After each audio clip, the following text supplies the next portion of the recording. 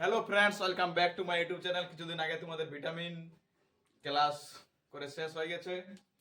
আজকে জানবো একটা নতুন টপিক, সেটা হচ্ছে আবিষ্কার এবং আবিষ্কারক। কিছু কিছু বিজ্ঞানীর নাম, তারা কি কি আবিষ্কার করেছে চলো দেখে না। 2 নম্বর হচ্ছে টেলিফোন। টেলিফোন কে আবিষ্কার করেন? Graham bell.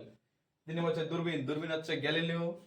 4 নম্বর হচ্ছে ক্যালকুলেটর। ক্যালকুলেটর দিয়ে যেসব আমরা দোকানে হিসাবপত্র করা হয় সেটা হচ্ছে ক্যালকুলেটর। এটা হচ্ছে পাস্কেল।